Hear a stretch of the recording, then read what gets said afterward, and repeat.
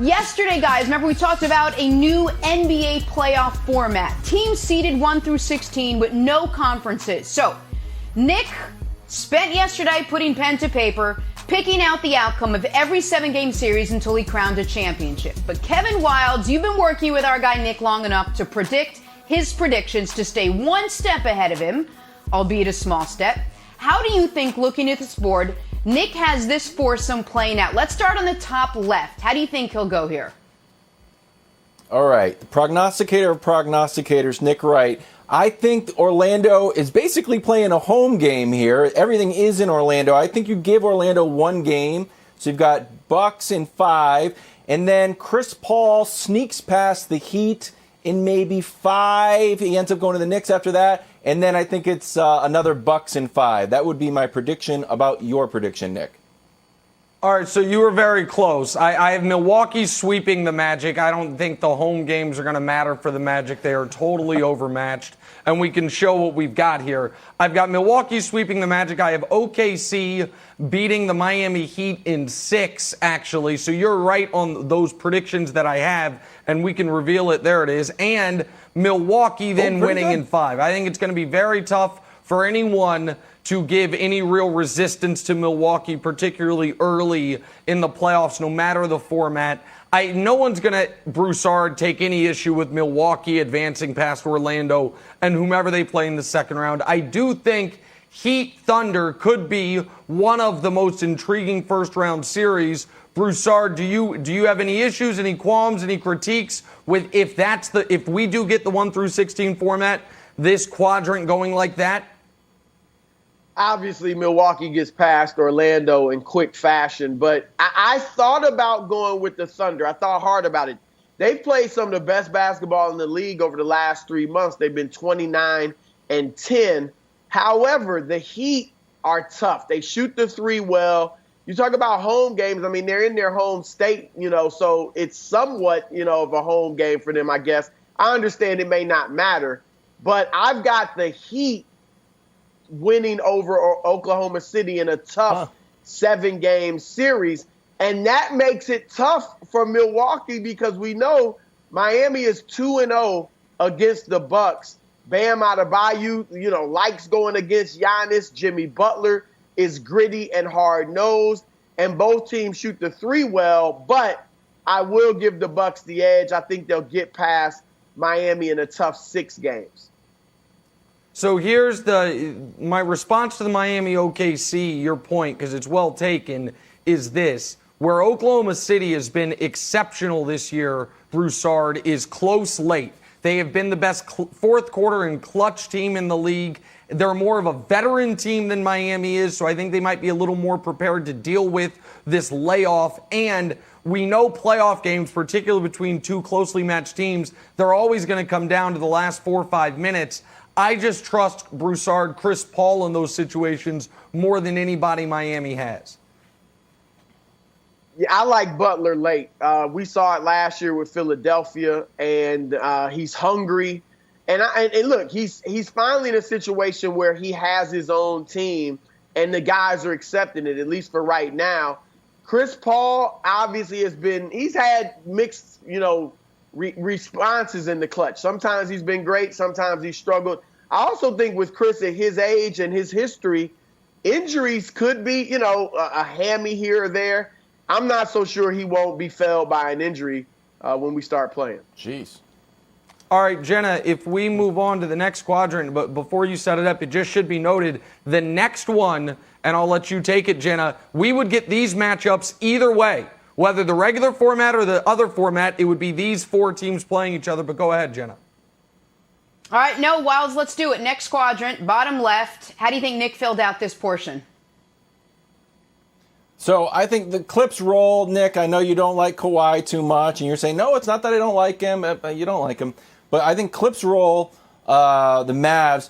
And I grew up in New England, but I think the Sixers win this, and I think you've got the Sixers winning this. They're 3-1 against Boston. They're 29-2 at home. They're terrible on the road. So I think the big question is, does Orlando play like the home court, or does it play like an away court? If I'm the Sixers, I'm flying down Meek Mill and Tasty Cakes and Yingling to make that thing feel as Philly as possible. And then I think it'd be super interesting if the Sixers could get past the Clippers.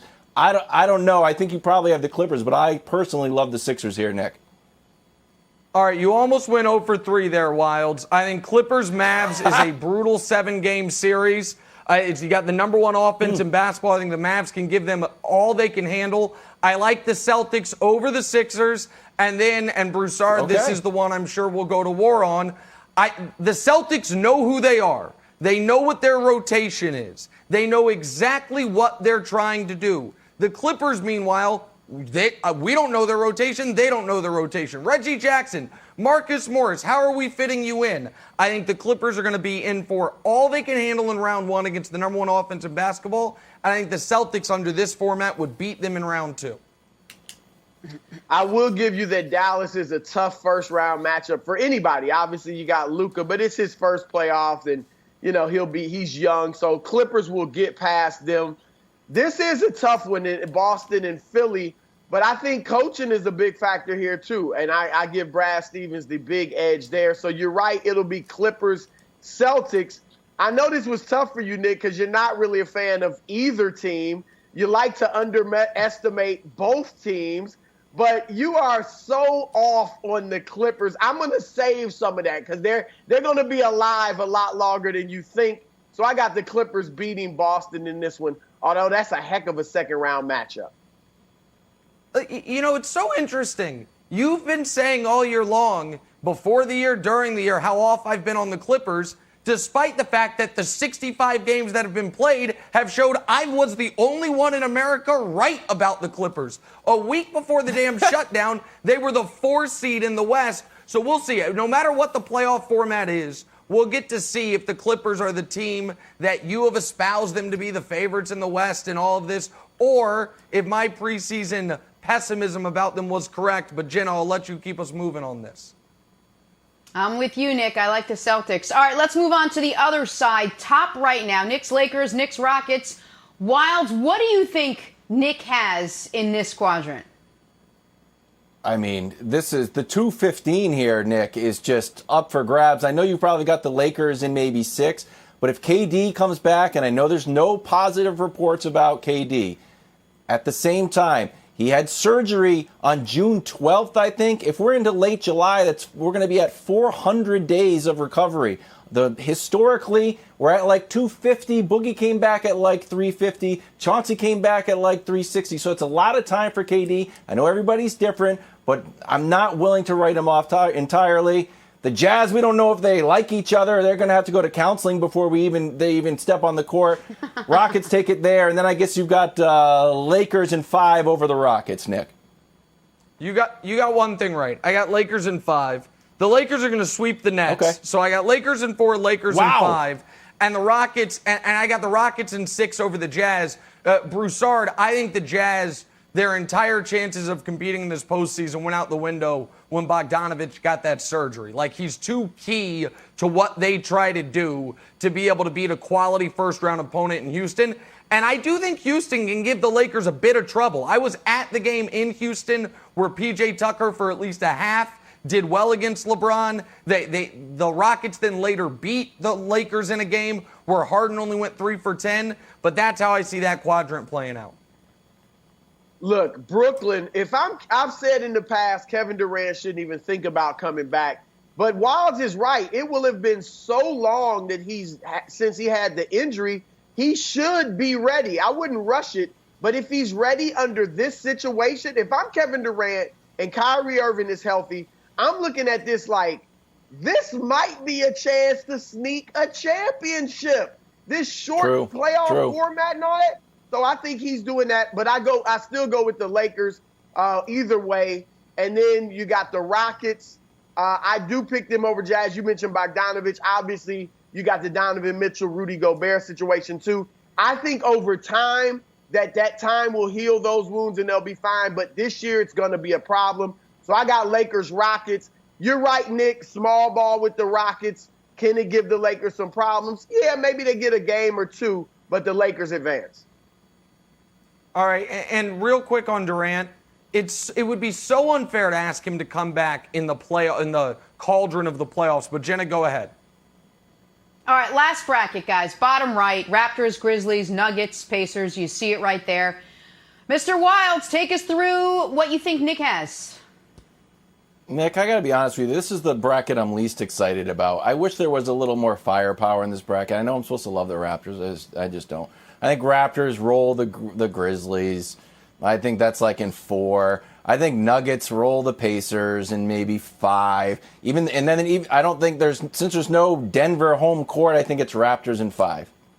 That's what I think your predictions are. You got the teams right. You got the games close. Raptors in 5, Nuggets in 5. Then I do think Raptors Nuggets would play a good series. I trust the championship medal of Toronto. Broussard, you love this new format. This new format, a quarter of it involves this, which I don't think has any sex appeal to anyone outside of those 4 markets. But that's how I see this one playing out. I assume you agree with most of that.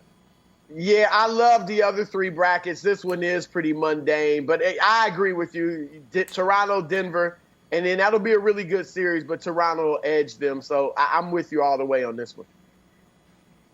All right, let's move on to the Final 4, guys. You have Bucks, Lakers, the Danny Ainges, and the Raptors. Nick, take us through, Kevin, what you think Nick's going to do here.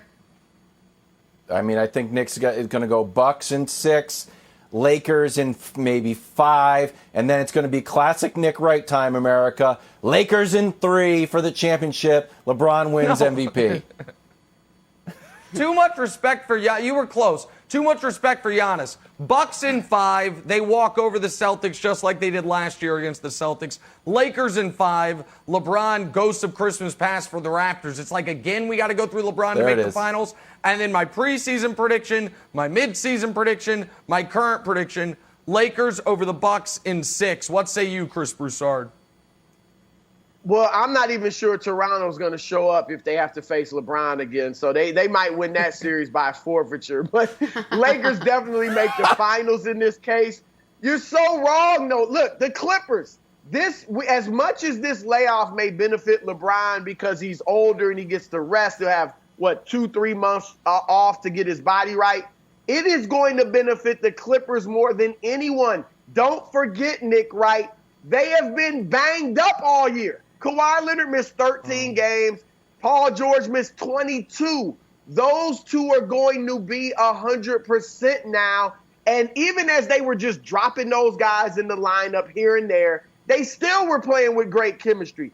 They are going to be a juggernaut. They beat Milwaukee. And as much as I hate to say it because I am a LeBron fan, they beat the Lakers in a hard-nosed finals. Wow. LA, Nick. Clippers over the Lakers in 6. Nice. Listen, I'm glad you're sticking with it and going on the record. You've been on the record every step of the way, so you'll get to have been wrong every step of the way. If this does turn out to be the Final 4, though, get ready for the narrative shift to be, LeBron made the finals, but it's out west. Look, all the best teams are in the East. LeBron, another cakewalk for LeBron to the NBA Finals, to what would be his 4th Finals MVP, Jenna, and his Disney 4th championship. World. And he could celebrate it right there in Disney World, right where they're holding the NBA there. Finals this year, it would appear. Thanks for watching. Subscribe here to get the latest from the show. Also, be sure to check out more of the best clips from First Things First, or go watch a few segments from our other shows on FS1.